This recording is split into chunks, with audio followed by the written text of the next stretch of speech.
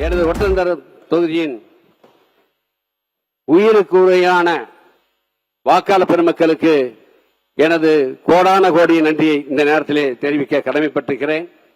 எனது வெற்றிக்காக பாடுபட்ட கழக நிர்வாகிகள், கழக தோழர்கள், தோழமை கட்சி தலைவர்கள், தோழமை கட்சி நிர்வாகிகள், பல்வேறு சமுதாய அமைப்பின் தலைவர்கள், தொண்டர்கள் எல்லாம் இந்த நேரத்திலே நன்றி தெரிவிப்பதோடு என் தாய் தந்தைக்கும் நன்றி, என் குடும்பத்தாருக்கும் இந்த நேரத்திலே நன்றி தெரிவித்துக் கொள்ள விரும்புகிறேன். குறிப்பாக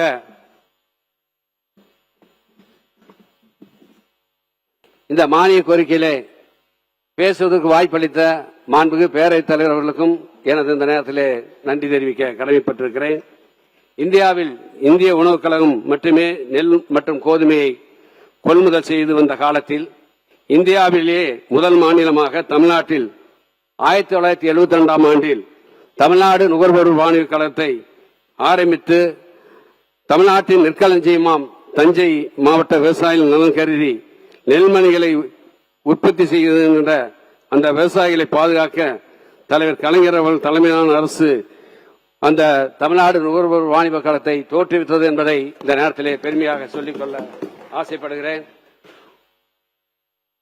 எங்கள் ஆட்சியிலே பொன்விழா 2024ஆம் ஆண்டு கொண்டாடினோம். இன்னைக்கு தமிழ்நாடு நுகர்வோர் வாணிபக் கழகம் தோற்றுவிக்கப்பட்டு 56 ஆண்டுகள் ஆகிறது. ஆண்டு வரலாற்று சாதனையாக எங்க ஆட்சி மே 7ஆம் தேதி பொறுப்பேற்ற பின்பு 2021 மே 7ஆம் தேதி பொறுப்பேற்ற காலத்திலிருந்து இந்த மே 9ஆம் தேதி வரை தமிழ்நாட்டிலே கொள்முதல் செய்யப்பட்ட நெல் 2,38,00,000 சுமார் 9,500 மெட்ரிக் டன் என்பதை இந்த நேரத்திலே நான் தெரிவித்துக் கொள்கிறேன். குறிப்பாக 1972 தமிழ்நாடு நுகர்வோர் வாணிபக் கழகம் தோற்றுவிக்கப்பட்டாலும் 2024-25 48 லட்சம் மெட்ரிக் டன், அதேபோன்று 2025-26 எங்க ஆட்சி முடிவதற்கு முன்பாக 54 லட்சம் மெட்ரிக் டன் கொள்முதல் செய்து சாதனை படைத்திருக்கோம் என்பதை இந்த நேரத்திலே தெரிவித்துக் கொள்கிறேன். அக்டோபர் 1ஆம் தேதி தான் நெல் கொள்முதல் ஆரம்பிக்கப்படும். ஒன்றிய அரசு உயர்த்தி தருகின்ற விலையும் மாநில அரசு உயர்த்தி தருகின்ற விலையும் சேர்த்து விவசாயத்திலே நெல் கொள்முதல் செய்கின்ற பணியை தமிழ்நாடு நுகர்வோர் வாணிபக் கழகம் தொடர்ந்து செய்து கொண்டிருக்கிறது.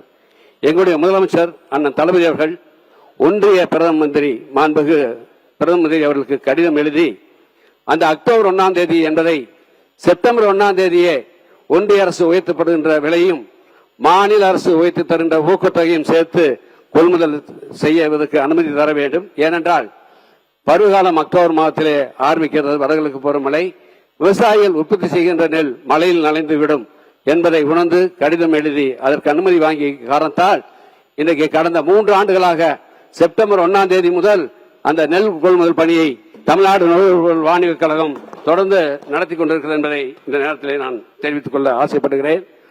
தலைவர் கலைஞர் அவர்கள் ஆட்சியிலே 2007-8ஆம் ஆண்டில் தான் நெல்லுக்கான ஊக்கத்தொகை முதலாக சன்ன ரகத்துக்கு 70 ரூபாயும் பொது ரகத்துக்கு 50 ரூபாயும் உயர்த்தி கொடுத்தார்கள். அதே போல 2021 திராவிட முன்னேற்ற கழகத்தின் தலைவர் மரியாதைக்குரிய நான் மு.க. ஸ்டாலின் அவர்கள் பொறுப்பேற்ற முன்பு நெல்லுக்கான ஊக்கத்தொகை சன்ன ரகத்துக்கு 70 ரூபாயிலிருந்து 100 ரூபாயும் பொது ரகத்துக்கு 50 ரூபாயிலிருந்து 75 ரூபாயும் உயர்த்தி கொடுத்தார்கள். இந்த 2025 ஆண்டின் இறுதியிலே சன்னதத்துக்கான நெல்லின் விலை சுமார் 156 ரூபாயும் ஊக்கத்தொகை 156 ரூபாயும் பொது ரகத்திற்கான ஊக்கத்தொகை 131 ரூபாயும் உயர்த்தி கொடுத்தார் என்பதை இந்த நேரத்தில் தெரிவித்துக் கொள்கிறேன். கடந்த 5 ஆண்டு காலத்திலே நெல்லுக்கான ஊக்கத்தொகை மாநில அரசின் ஊக்கத்தொகை 2619 கோடியே 30 லட்சம் ரூபாய் விவசாயிகளுக்கு வழங்கினோம் என்பதை இந்த நேரத்தில் தெரிவித்துக் கொள்கிறேன். நீங்கள் இன்னைக்கு 110 சன்னரத்துக்கு 159 ரூபாய் உயர்த்தி கொடுத்திருக்கீர்கள். அதே போல பொது ரகத்துக்கு 28 ரூபாய் உயர்த்தி கொடுத்திருக்கீர்கள். ஆனால் டெல்டா மாவட்டங்களில் விவசாயிகள் அதிகமாக பயிரிடுவது பொது ரகம் தான். எனவே வித்தியாசம் அதிகமாக இருக்கிறது. எனவே மாண்புமிகு அமைச்சர்கள் முதலமைச்சரோடு கலந்து அந்த டெல்டா மாவட்ட விவசாயிகள் நலன் கருதி பொது ரகத்துக்கும் அந்த ஊக்கத்தொகை 28 ரூபாய் என்பதை உயர்த்தி கொடுப்பதற்கு நடவடிக்கை எடுக்க வேண்டும் என்று உங்களை நான் கேட்டுக்கொள்கிறேன்.